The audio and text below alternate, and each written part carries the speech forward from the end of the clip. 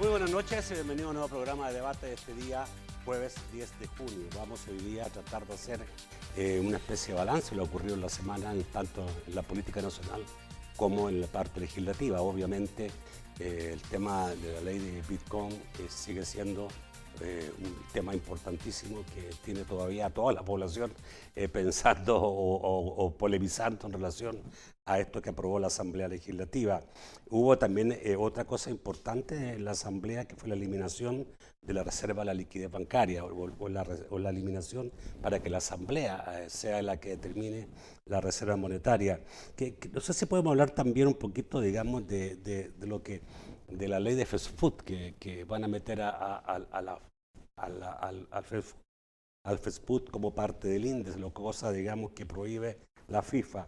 Pero en general vamos a hablar de la situación política, como están viendo mis invitados en estos momentos el escenario político del país. Me acompañan esta noche Johnny Ray, quien es diputado del partido Nuestro Tiempo. Buenas noches. Buenas noches. Bienvenido. Un gusto estar aquí con Héctor, que de hecho no lo has introducido, pero tengo ratos de no verlo no en persona, así que o sea, yo lo he visto ya es ganancia estar aquí con Yo lo he visto Héctor. más que tú entonces. Y Héctor Silva Hernández, quien es concejal de la Alcaldía de San Salvador. Buenas noches. Muchas gracias, buenas noches por Lo el trajimos espacio. como analista político, más que digamos como concejal de la Alcaldía. Está bien. Bueno, vamos a saludar también a que hace posible este primer segmento de debate, la Central de Seguros y Fianzas, líder en fianzas. Los salvadoreños somos valientes. Somos solidarios. Juntos saldremos adelante. Como siempre, ánimo y a luchar. Protejamos a los que más amamos y caminemos juntos con fe. Comprometidos con el progreso de El Salvador. La Central de Seguros y Fianzas. Su centro de confianza. Bueno, ¿cómo catalogar la semana? ¿Complicada o fue más complicada? Bueno, han habido, no la única semana, digamos, de mucha polémica, quizás la mayor fue el 1 de mayo, ¿no? Sí. Pero obviamente esta semana también ha sido de fuerte impacto. Sí, yo creo que cada semana, después del 1 de mayo, se ha ido sumando la complejidad de la situación del país, definitivamente. Ahora, como bien sabes, existe una nueva modalidad de celebrar la plenaria día martes. Sí. Y de hecho el trabajo de comisiones se vuelve un poco menos relevante porque es en las plenarias donde se introducen estas propuestas con reforma de O sea, ¿hay menos agenda. discusión? Sí, bueno, si no tenés previo conocimiento de lo que viene, es por supuesto que mucho más difícil adoptar una posición favorable o desfavorable al respecto. Y también las leyes, como parte del proceso de formación de ley, se consultan, se socializan, se estudian, y esto no ha venido pasando, sino que hay un bloque, hay una supermayoría oficialista, y eso basta para hacer una aprobación express de todo, desde lo que inició el 1 de mayo, donde básicamente se elimina el Estado de Derecho en El Salvador y volvemos a un esquema de un Estado patrimonial, y ahora que con 3 días de anticipación luego del anuncio, tenemos una ley que introduce una nueva moneda de curso legal, que es una criptomoneda. El papel de ustedes como opositores es, no voy a decir digamos que nulo, pero es un papel difícil, ¿no? Es un papel complicado, y el reto que tenemos nosotros también va más allá del debate parlamentario, sino llegar a la población y convencerlos de por qué es importante tener un debate y enfocarse en estos temas y todo lo que está sucediendo en el país, y cómo las libertades de cada ciudadano están en riesgo. Y por supuesto, después del 1 de mayo, que sus garantías civiles y penales y de cualquier tipo procesales están en riesgo. ¿Cómo se ve de fuera? Tú obviamente no estás en la Asamblea, pero estás viendo el programa político. ¿Cómo ves tú el programa político del país? Bueno, de hecho creo que tiene que ver con mi dinámica. De hecho, en la Alcaldía de San Salvador es un poco diferente a la de Johnny. Creo que obviamente cuando tenés las mayorías que tienen el partido oficialista en este momento, en la alcaldía y también en la Asamblea Legislativa también tenés un poco la responsabilidad de ir sentando la pauta en cuanto a cuáles son los espacios de diálogo, qué tantas oportunidades hay de llegar a consensos, y a veces no solo se trata de dialogar las cosas para llegar a un consenso con la oposición, sino que se trata de dialogar las cosas bajo el entendido de que a través de un proceso de consulta y de diálogo integral pueden surgir propuestas más completas y que tengan más beneficio para la ciudadanía. Johnny decía en su momento, cuando se aprobó el acuerdo de cooperación con China, tú planteabas una pregunta de si las cosas realmente son buenas para el país, ¿cuál es el afán en pasarlas tan rápido, en esconderlas? ¿Por qué no discutirlas un poquito más? Esa es una interrogante que a mí me queda. ¿Por qué crees tú que no hay más discusión? Una discusión más larga daría mayor protagonismo a la oposición. ¿Será la idea de restarle protagonismo a la oposición en no hacer discusiones de este tipo de temas? Que de acuerdo a la jurisprudencia constitucional es inconstitucional, digamos, no debatir los proyectos de ley. Yo creo que tiene que ver con este miedo, creo yo, a los planteamientos democráticos, porque la base pues, de la democracia es el diálogo, y creo que en muchas ocasiones simplemente ya existe claridad de lo que se quiere hacer y simplemente no hay voluntad o interés de robustecer esas propuestas, que creo yo es lo que sería mejor para el país. Yo creo que va de acorde a que el proyecto del presidente y el estilo del presidente de gobernar es totalmente autoritario, y el autoritario no ve adversarios políticos, no valora la pluralidad de pensamiento, ve un solo camino, y cualquiera que esté en contra de ese camino no es adversario, sino que es enemigo. Y esas son las palabras que utiliza el propio presidente. Solo haría falta ver el mensaje que dirigió a la Asamblea el 1 de junio. Se refirió a todas aquellas personas que le incomodan, que están en el camino, como enemigos. Y con el enemigo no se dialoga. Entonces, ahorita en una situación en la Asamblea, que es un poco diferente a la situación que tiene Héctor en el Consejo, se parte de que no se necesita negociar con nadie. Entonces yo impongo la agenda, y no solo la voy a imponer, sino que no le voy a dar a la minoría opositora el derecho de saber qué es lo que viene. Ni siquiera me interesa conocer su opinión, ni me interesa que apoye el proyecto, porque hay algunas cosas que hemos apoyado, reformas que hemos acompañado, pero igual no se tuvo la oportunidad de discutir. En el caso de la nueva moneda, tú tuviste una posición de principio en contra, ¿la sigues manteniendo? ¿Hay nuevos elementos que te indican a ti que tu posición inicial era la correcta? Sí, primero el voto en contra fue en cuanto a la forma como se aprobó, de manera express, sin consulta, sin discusión, una ley bastante simple, para usar también los términos del presidente, una ley de 16 artículos, pero también el líder populista lo que procura hacer en su discurso, en su narrativa, es hablar de temas que son extremadamente complejos en términos muy sencillos y simples. Pero por supuesto que es un tema extremadamente complejo. Se podría abordar en cuanto a el Bitcoin en sí mismo y qué viene a la mente con lo que es una criptomoneda y para qué y cómo han sido utilizadas en el pasado reciente. Hace poco se conoció un caso de una empresa norteamericana que pagó un rescate de información por un ciberataque y lo pagó en bitcoins, un aproximado valor de 11 millones de dólares en bitcoins. ¿No? Lo que habían hecho. Sí, rusos, los piratas, y una empresa americana. Entonces, se podría centrar el debate en Bitcoin en sí mismo, pero la ley abre muchísimas áreas de discusión, temas fiscales, tributarios, temas del fideicomiso que operaría Bandesal como garante de la conversión automática, temas que tienen que ver con cómo tratar la volatilidad de esta moneda, la obligatoriedad de su uso. Si tú estás proveyendo un servicio y tu cliente te quiere pagar en Bitcoin, tienes que aceptar ese pago en Bitcoin. el Estado te está garantizando que si te quieres quedar en Bitcoin, te puedes quedar en Bitcoin, pero si te quieres pasar a dólares, te lo va a convertir automáticamente a través de este fideicomiso. Se sabe poco de esa operatividad. Establece que la normativa la va a desarrollar el Banco Central de Reserva y la Superintendencia del Sistema Financiero. Ambas partes no fueron escuchadas por la Comisión. No se sabe qué tan preparado está el sistema. Ahora, la ley establece un plazo de 90 días y supuestamente en 90 días se van a responder todas estas preguntas. 90 días posterior a la publicación en el Diario Oficial, que no estoy seguro si inclusive ya la sancionó el presidente o no.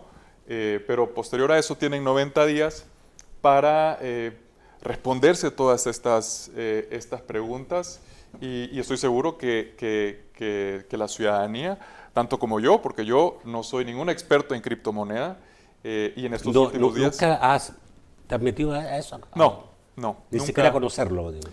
Bueno, he leído un par de artículos, pero nunca conocedor a fondo del tema y parece que cada día se le agrega una dimensión adicional. Ahora el presidente está hablando de amarrar la geotermia del país a minar nueva criptomoneda y eso también tiene... Tú también hablaste sobre eso y te pareció, pero que tú fuiste el que habló diciendo, digamos, de que era mejor porque exactamente va a haber, digamos, mayor producción.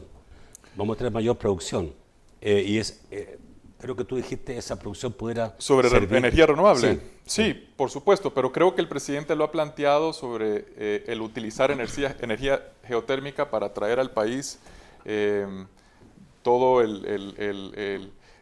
o instalar el andamiaje para hacer minería de Bitcoin aquí, que tiene implicaciones de demanda de energía importantísimas, porque estamos hablando de procesadores de súper alta potencia, de servidores, etc.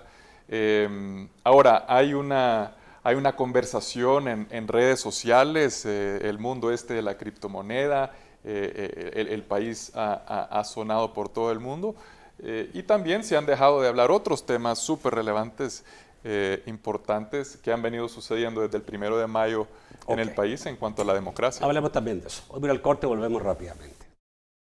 Para ti, Héctor, esta ley de Bitcoin tiene que ver finalmente cómo se norme en el Banco Central, en la Superintendencia del Sistema Financiero, o de cualquier forma que quede normada no es una buena medida para El Salvador.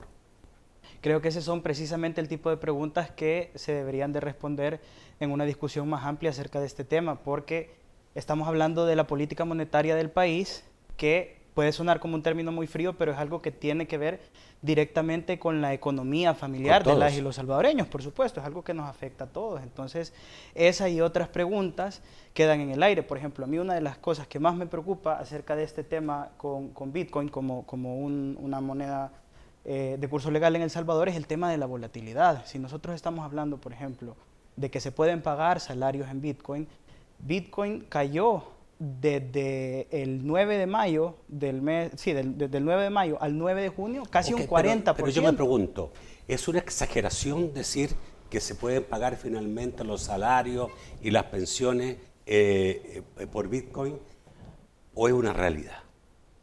La ley lo que plantea es justamente eso. La implementación y todo eso habrá que ver. O sea, la ley plantea que puede ser todo. Que todo puede ser. Sí, por supuesto que todo puede ser, y en algunos casos... Pero la normativa pudiera decir esto no. La normativa... O sea, yo sí creería que si el gobierno llega a pagar en Bitcoin, se le crea una resistencia muy grande de mucha gente en el país. Y no van a querer tener esa resistencia. No, pero digamos, la ley te da la alternativa de convertirlo a dólares, y el garante de eso, de esa operación, es el Estado. Sí, pero la normativa desarrollará... Pero hay que hacer un proceso para Pero te pongo un escenario más simple. Por ejemplo, digamos que no, quizás no es que van a pagar salarios, digamos que no van a pagar salarios en Bitcoin, que creo que la ley lo permite, pero digamos que ese no es el caso. La ley deja muy claro que las y los salvadoreños pueden pagar sus impuestos en Bitcoin. Entonces, imagínate que yo tengo una deuda por cierta cantidad de dinero este día y hago un pago en Bitcoin al gobierno, y ese Bitcoin el día de mañana se devalúa en un 10%, El gobierno perdió 10% de lo que yo le pagué. Entonces, no solo es un tema de la afectación a la economía familiar, sino que es un tema también de la afectación a las finanzas del Estado, que ya de por sí están sumamente frágil. ¿Cómo puede el Estado, sin discusión previa, asumir el riesgo de que, imagínate, yo les debo $100,000, se los pago en Bitcoin, caen un 10% de un día para el otro, lo cual ya ha sucedido? Entonces el Estado perdió $10,000 así. Y si ese dinero era necesario para construir hospitales o para construir escuelas, simplemente ya no es. Ahora estamos en la reunión que va a tener el presidente de la República con el Fondo Monetario Internacional. Fue hoy. Fue hoy, creo que fue. No sabemos qué pasó. Pero ¿creen ustedes que esto puede hacer cambiar las cosas? Porque el fondo tiene la posibilidad de decirle, mire, yo le doy los 1.300 millones de dólares que usted necesita como país, pero me quita el Bitcoin. Esta decisión del Ahora, pero el gobierno del presidente Bukele tiene la teoría de que no hay marcha atrás, ¿no? Sí, esta decisión del Ejecutivo y de la Asamblea, aunque su implementación o posible implementación está a unos meses, las implicaciones para la coyuntura actual ya se empiezan a ver con anuncios y pronunciamientos del Fondo Monetario, en donde se habla de un nivel de riesgo importante, de una reconsideración de los términos en que se venían hablando las cosas. Acordemos también que el Bitcoin es la moneda de preferencia de las mafias, ha sido utilizado para lavado de dinero, y la reputación financiera del país se está poniendo también en riesgo sin siquiera que esto entre en efecto. La negociación con el Fondo Monetario es por un préstamo cerca de los 1.300 millones de dólares. 1.300 millones de dólares. 1.300 millones de dólares. Y es crucial para poder sanar la situación fiscal financiera del país. Esto se suma porque se va acumulando, porque también el fondo ha mostrado preocupación por las decisiones que se vienen tomando desde el 1 de mayo en materia de gobernabilidad, en materia de democracia y lucha contra la corrupción.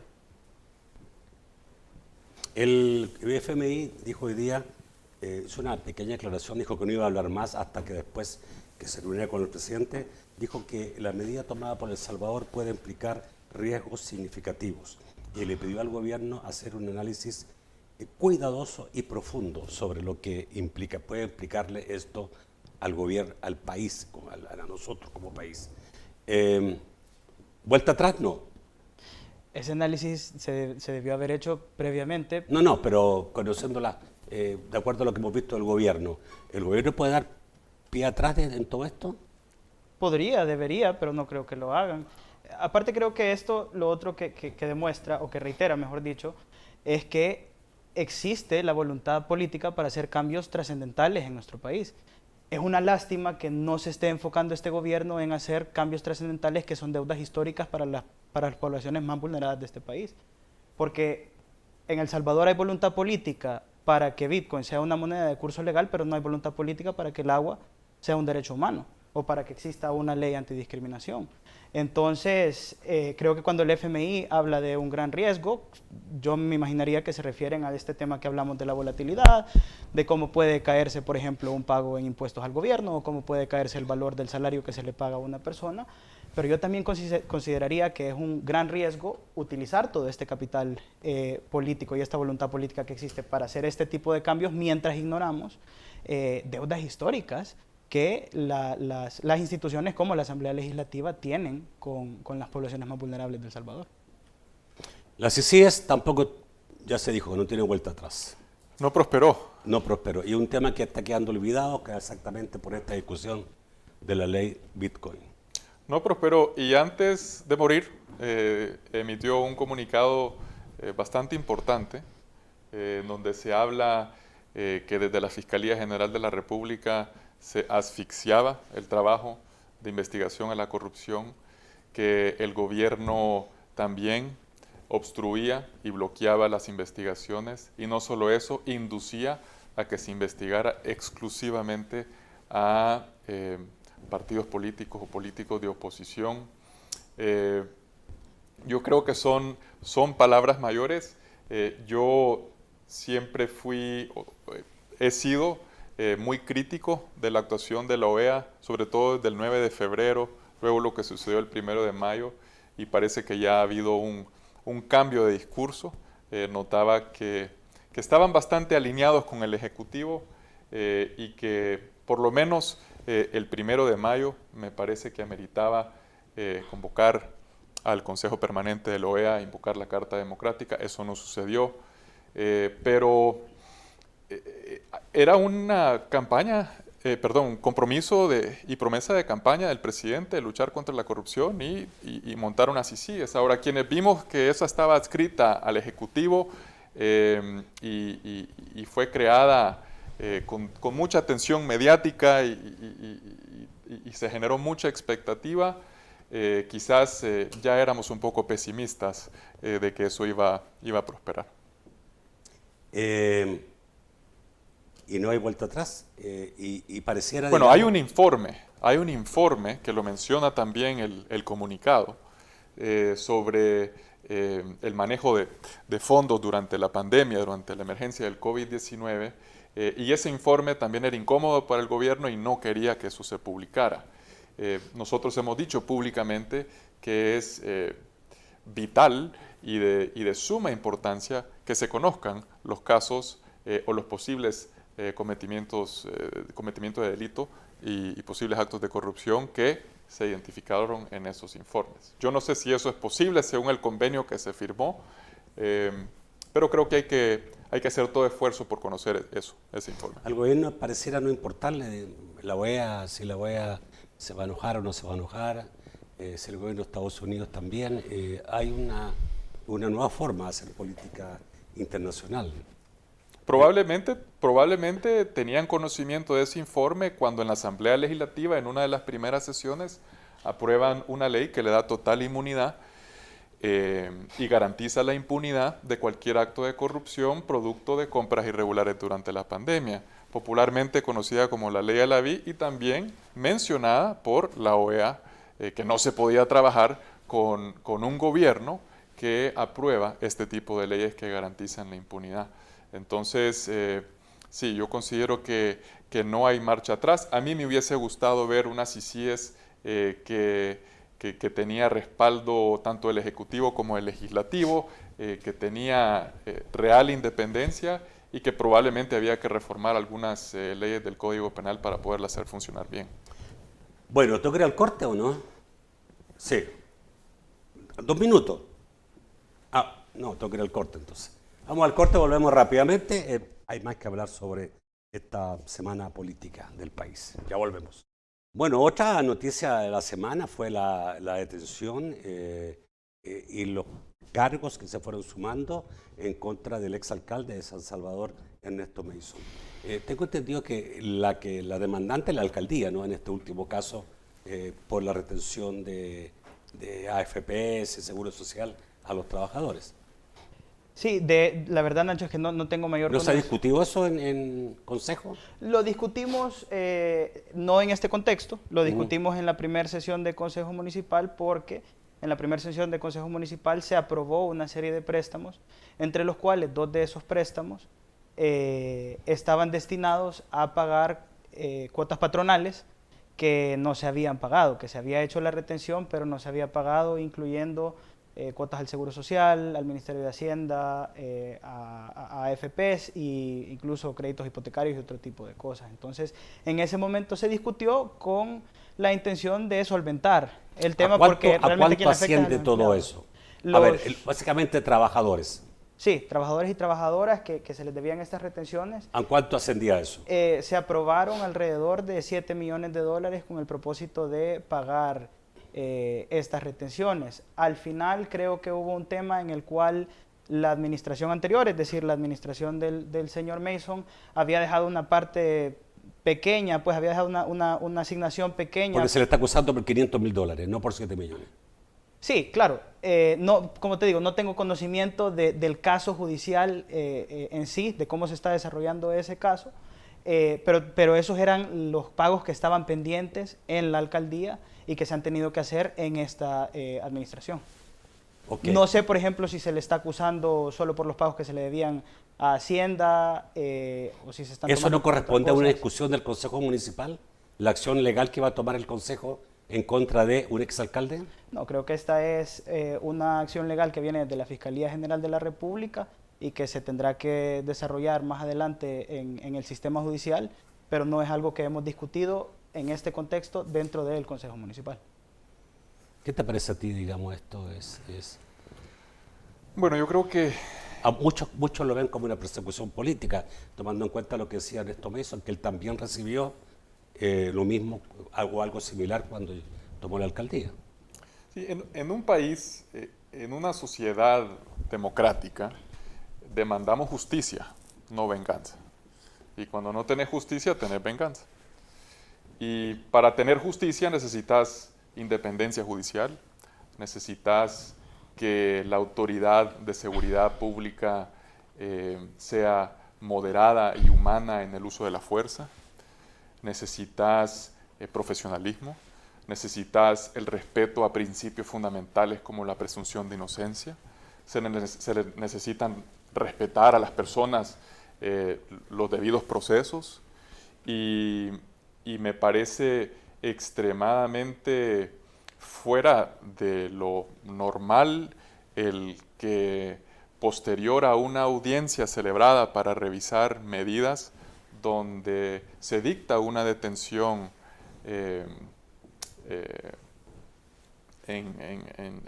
la vivienda del alcalde, lo está esperando afuera la fiscalía, la policía, y bajo ese mismo patrón, con cada audiencia se tome acción y se detenga al exalcalde. Me parece extremadamente sospechoso, irregular, y me parece que se le están violando sus derechos. Si esto responde a una persecución, lo que sí es un hecho es que desde el 1 de mayo los ciudadanos perdimos nuestras garantías civiles, penales, y por tanto cualquier cosa se puede dar.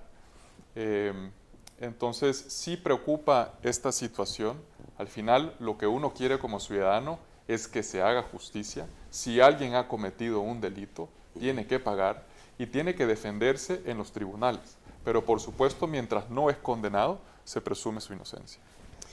Quería preguntarle por dos temas más que pasaron dentro del ámbito político y por la asamblea, por supuesto, la rebaja de la liquidez bancaria, que es lo que antes se llamaba el encaje bancario, que tiene en este caso, digamos, por la situación del país, algunas características especiales, ¿no? Sí, el legislador en la anterior legislatura había puesto un candado, por llamarlo así, en donde de hecho ya se había hecho una modificación a las reservas durante la pandemia para aumentar el nivel de liquidez, y se puso este candado para que requiriera de aprobación legislativa el bajar las reservas de liquidez. Ellos esto lo eliminaron por Ya decreto. se había bajado de un 20 a un 9. Exacto. Esto ya lo habían hecho anteriormente.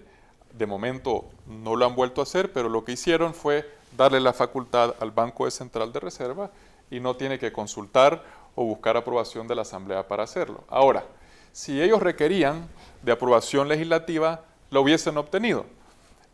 Por tanto, creo que se ahorran de que la oposición política lo denuncie si en su momento se daba, y también hay que tratar de entender, bueno, por qué querrán aumentar la liquidez reduciendo las reservas, y yo considero que el gobierno está en aprietos financieros, necesita por una parte pedirle a la banca que le emita más deuda, que le compre más CETES y LETES. Sí. Yo creo que va por ahí la cosa. Estaría especulando porque nuevamente no hubo justificación, no hubo debate, únicamente, esa pieza más bien venía como pieza de correspondencia, se convoca a la Comisión de de Hacienda para resolver ese tema en el transcurso de la plenaria y se aprobó esa misma noche. A ver si también nos ayuda en esto. Héctor debe ser joven y le debe gustar el fútbol. Esto ha sido más sorpresivo, ¿no? Porque sí se hablaba antes de que la fast food es muy mala, y realmente es muy mala, realmente muy mala. Pero todos también sabemos, digamos, las normas que se rigen con la FIFA, ¿no? La FIFA acepta cero injerencia de gobierno, o sea, no ninguna. Y no sé si ya esto se aprobó o Sí. se aprobó también, de que el INDES quedó, perdón, claro, que la fast food quedó adscrita al INDES. Lo que pudiera significar que la FIFA desconozca a nuestro país y que nos quedemos fuera de las competiciones internacionales. Creo que la FIFA es consciente de los problemas sistemáticos que existen dentro de la Federación de Fútbol de El Salvador, porque pues precisamente por eso son sistemáticos y estructurales, porque vienen desde hace mucho tiempo, y creo que las historias que suceden en la FIFA, bueno, perdón, en la Federación de Fútbol tenemos el caso de los amaños en la hexagonal de para el Mundial de Sí. Sudáfrica 2010, entonces hay todo un historial de corrupción e impunidad dentro de la federación, pero sí creo que tendría que haber una discusión más amplia al respecto, y en ese sentido creo que sería más apropiado pues que Johnny comentara un poco, considerando ¿Cómo que él está en la votaste, Johnny, en comisión. esto? Sí, yo estoy en la Comisión de Juventud y Deporte, yo estuve ahí cuando se llegó a exponer, de hecho la Ley General del Deporte fue reformada, casi que se creó una nueva ley en el 2019. Había una fase de implementación que quedaba pendiente, que de hecho se atrasó por la pandemia, en donde todas las federaciones y asociaciones deportivas se tenían que inscribir en el registro único del INDES, siendo el INDES el máximo rector del deporte. Muchas lo hicieron, otras quedaron pendientes de hacerlo. Lo que la ley, lo que la reforma que se aprobó, que fue una reforma en 2 artículos, iba en ese sentido, de ordenar y que muchas de estas asociaciones que estaban en gobernación pasaran a el registro único del INDES, ¿verdad? Había una que se había quedado fuera y que no quería entrar. Había una federación que era la de fútbol, la de fútbol. pero no entraba por temor a la FIFA, ¿no? Parte de los argumentos que entiendo que dio la FESFUT en conferencia y en comunicado eran que se ponía en riesgo. Ahora, nosotros verificamos porque al final estaba anteriormente inscrita en gobernación, sí. y ahora pasa a otra. Estaba inscrita, pero no hubo ahí, estaba y nada más. Sí. Pero no. Y también cuando se reformó la ley del deporte, hubo mucho debate, hubo discusión, toda esa parte sí fue ampliamente consultada y participativa, y muchos veían bien que se ordenara la casa en cuanto al deporte. Yo entiendo que en los últimos días ha habido un encontrón entre el presidente de honorem del INDES y el presidente de la FESFUT, y está esta interrogante que podría perjudicarnos ante la FIFA y podría no perjudicarnos ante la FIFA. Y sería muy inoportuno que sucediera porque, bueno, la selección de playa, por ejemplo, ha clasificado a un mundial. ¿Y depende de la FESFUT? Y depende de la FESFUT, correcto. Entonces, yo creo que se tienen que calmar las aguas un poco. No me sorprende que una federación como la FESFUT esté tan en contra de que tenga una rectoría superior como es el INDES, cuando ha habido tanta corrupción histórica en la federación. Así que esperemos que el sentido de la reforma... Yo acompañé la reforma a favor, sí. Ya. Ok. Yo creo que todos estamos de acuerdo, digamos, que FESFUT es pésima, que actúa muy mal, que tiene que cambiar, pero parece, digamos, que la normativa fundamental de la FIFA es que no tengan injerencia de los gobiernos, las federaciones de fútbol, que son adscritas a la FIFA. Vamos al corte, ya volvemos. Muy buenas noches, Mao. Nacho, buenas noches a nuestros invitados. Vamos con la participación de nuestros amigos televidentes. Comenzamos con José Augusto, que nos escribe: como ciudadano sentía que mis garantías civiles estaban en peligro con la anterior asamblea. Claro ejemplo fue el tema de la pandemia. Querían anteponer cualquier cosa antes que la salud de los salvadoreños, dice José Augusto.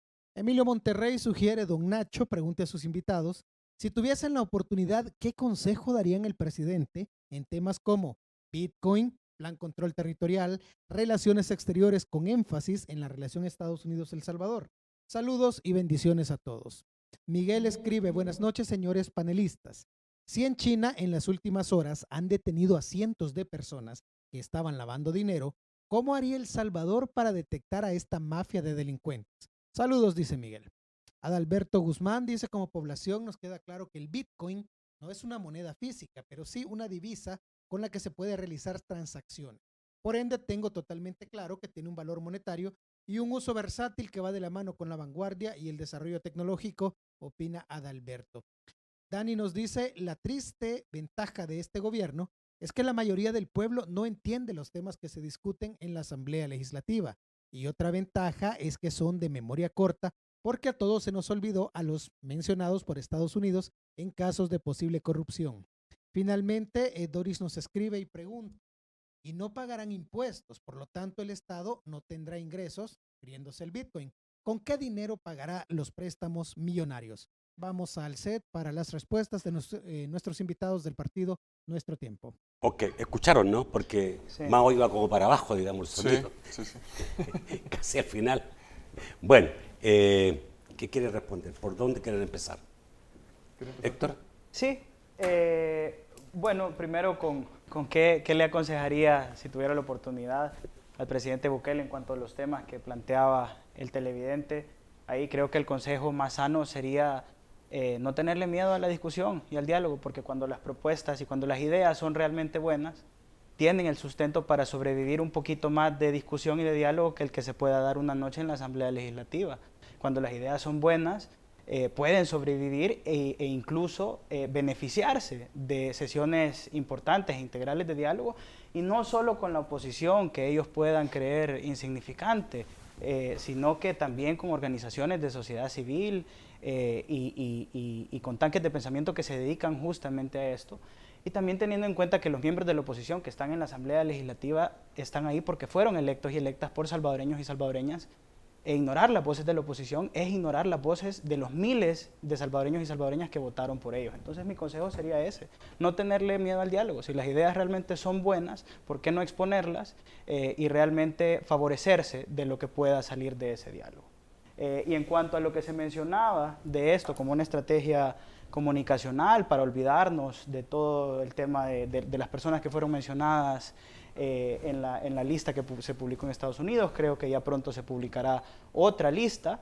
Creo que es importante que la ciudadanía se mantenga vigilante, porque a pesar de que el gobierno está haciendo todo lo posible por eliminar cualquier tipo de institución que pueda ejercer algún tipo de contraloría en cuanto al manejo de los fondos públicos, no puede eliminar el deseo que tengamos los y las ciudadanas de que los fondos se utilicen de buena forma y de que no terminen, como ha sucedido por muchísimo tiempo, en los bolsillos de funcionarios corruptos, como bien mencionan las listas publicadas por el Departamento de Estado de los Estados Unidos. Johnny. ¿Qué consejo sobre Bitcoin? Abrir el debate, desistir de seguir imponiendo y abrir a un diálogo político.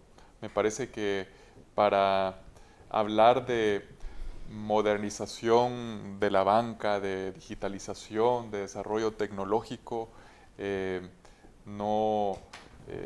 es necesario, que claramente hay una brecha digital en nuestro país, que fue muy evidente en pandemia, cuando pues cerraron las escuelas y muchos estudiantes se quedaron sin poder acceder a las clases virtuales.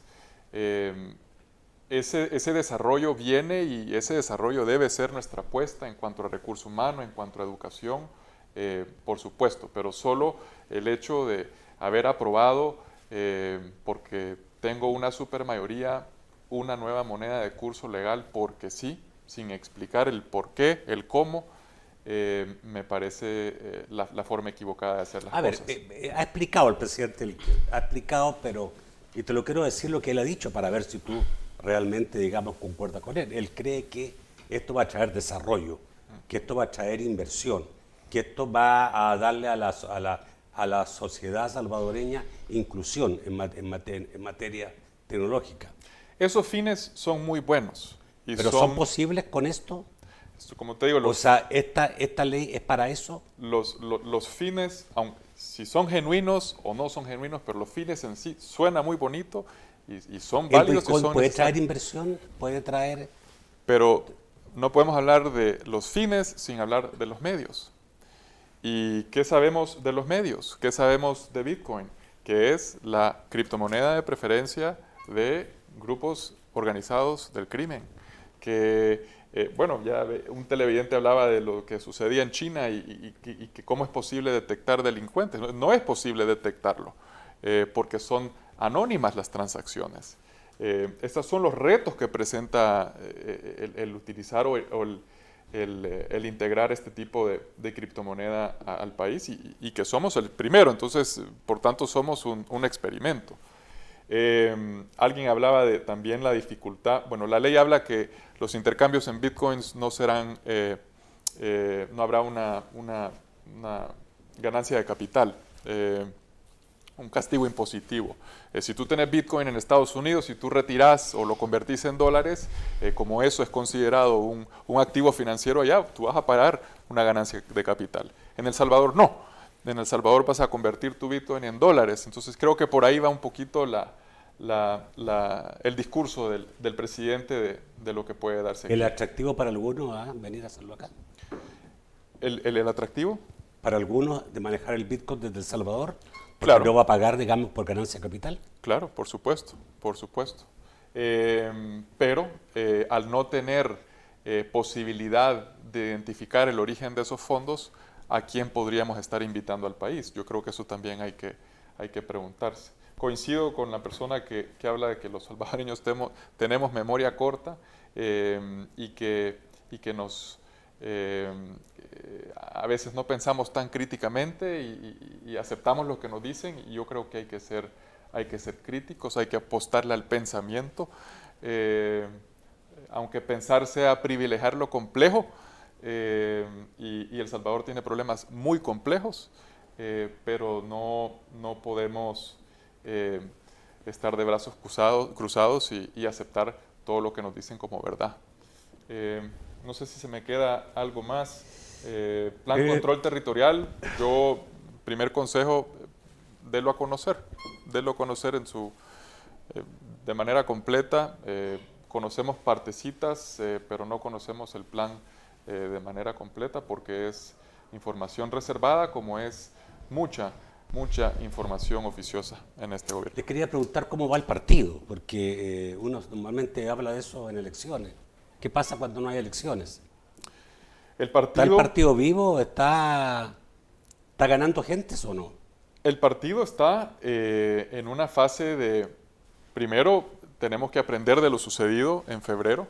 Hay elecciones importantes ahí y hay un trabajo de crecimiento necesario y de preparación de cara al siguiente ejercicio que va a ser en el 24, esperamos. Y se han dado y se van a seguir dando cambios en el partido. Tiene un reto no solo de atraer recurso humano, pero también recurso económico. Hasta esta fecha creo que todos los partidos políticos, por lo menos el nuestro, no ha recibido el financiamiento público que se le debe de parte de la deuda política. No ha recibido. No lo hemos recibido. Estamos, entiendo yo, en proceso de recibirlo y esperamos recibirlo porque aún desde las elecciones se adquirieron deudas que hay que pagar. Entonces, ahorita el partido también está haciendo mucho trabajo en cuanto a desarrollo de estrategia hacia adelante y por supuesto que queremos crecer, pero crecer de manera ordenada. Ok. Muchísimas gracias por estar esta noche. Gracias, Héctor. Muchas gracias, Nacho. Gracias, Johnny. Muchas gracias, Johnny. Gracias, Nacho. Siempre un gusto. Igual. A usted, amigo televidente, gracias por la sintonía. Entonces espero mañana, siempre a las 8 de la noche. Que pasen muy buenas noches.